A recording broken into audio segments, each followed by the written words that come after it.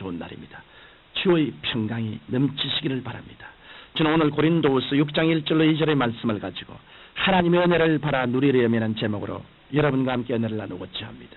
인류의 고대사를 살펴볼 때 인류의 고대 문명들은 모두 다 큰 강을 끼고서 일어났고 꽃을 피워갔던 사실을 알 수 있습니다. 이처럼 수자원은 예로부터 인류를 복되게 하는 젖줄이 되어왔던 것입니다. 그렇기 때문에 사람들은 인류의 오랜 역사를 통해서 끊임없이 물을 찾아 이동했고 물 때문에 전쟁도 불사기까지 했던 것입니다. 그런데 아무리 비가 많이 내리고 하천이 잘 발달되어 있다 해도 댐이나 보를 막아 그것을 제대로 관리하지 못한다면 엄청난 분량의 수자원은 결국 바다로 흘러들어가지 않으면 모두 땅속으로 스며들고 말 것입니다. 그러므로 동양에서는 치산치수를 잘하는 왕을 일컬어 성군이라고 불러온 것입니다. 하나님의 은혜도 바로 이와 같습니다. 아무리 하나님께서 막대한 수자원과 같이 엄청난 은혜를 예비하셨다 해도 정작 우리들의 마음의 그릇이 제대로 준비되어 있지 않는다면 모두가 물거품이 되고 말 것이기 때문입니다. 이것은 비가 아무리 억수같이 쏟아진다 해도 항아리의 뚜껑을 달아놓는다면 한 방울의 비도 받을 수 없는 것과 같습니다. 그러므로 오늘날 수많은 그리스도인들이 육신의 고통과 생활의 어려움을 당하고 있는 것은 하나님의 은혜가 부족해서가 아니라 그것을 받아서 간수할 수 있는 마음의 그릇이 준비되어 있지 않기 때문인 것입니다. 하나님 편에 문제가 있는 것이 아니라 바로 인간 편에 문제가 있는 것입니다. 하나님의 말씀인 성경은 지금 이 순간에도 보라 지금은 은혜 받을 만한 때요 보라 지금은 구원의 날이다라고 말씀하고 있습니다. 그러면 우리가 마음을 어떻게 준비해야 하나님께서 예비해 놓으신 은혜를 받아 누릴 수 있을까요?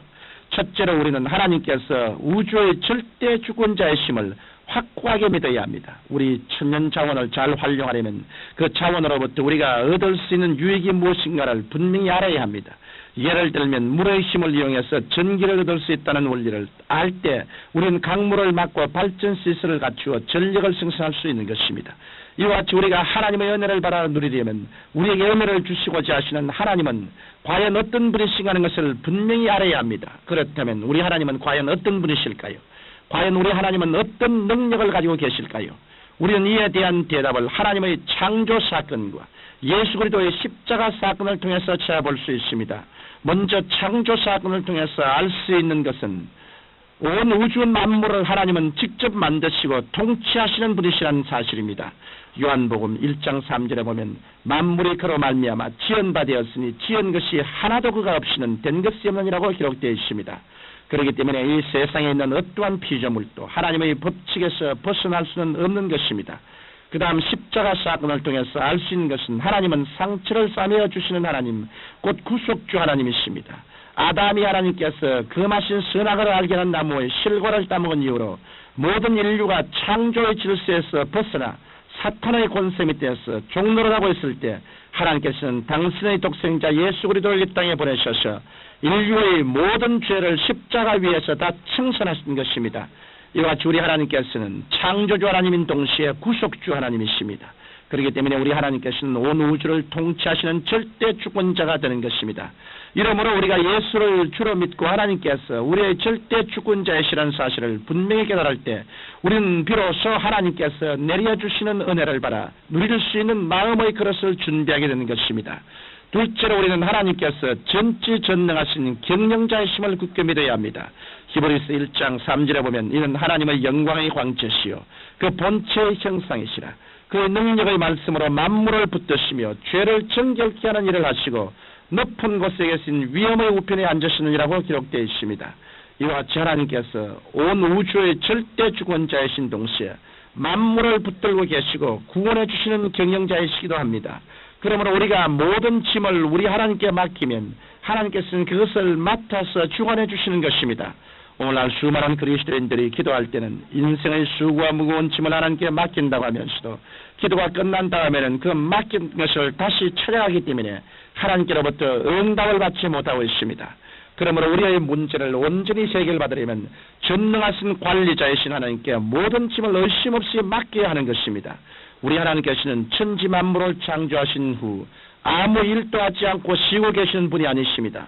시편 121편 4절에서 6절에 보면 이스라엘을 지키시는 자는 졸지도 아니하시고 주무시도 아니하시니로다.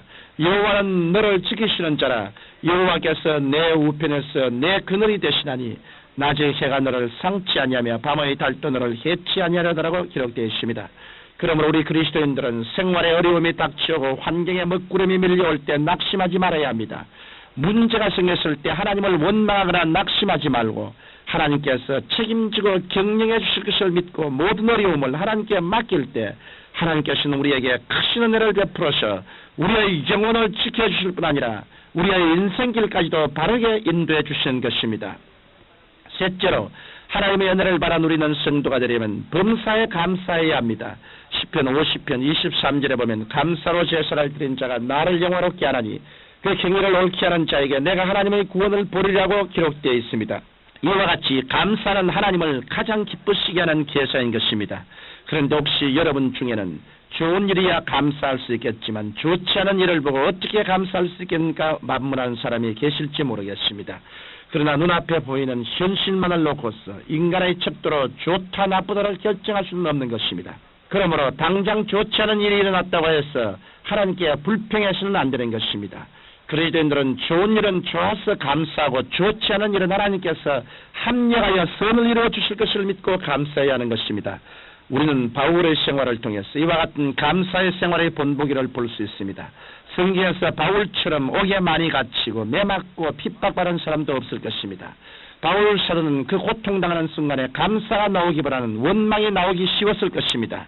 왜냐하면 다른 일도 아니고 하나님의 일을 했는데 왜 이와 같은 일이 생겼을까 하고 고민에 빠질 수 있을 것입니다.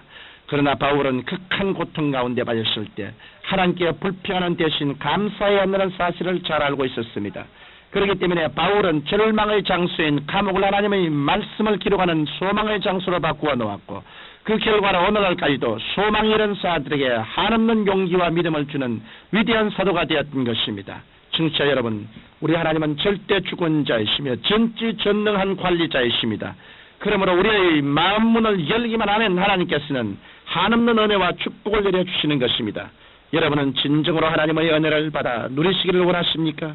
그러시다면 지금 이 시간에 우리의 삶의 무한한 자원 되시는 하나님을 여러분의 마음 중심에 모셔드리십시오.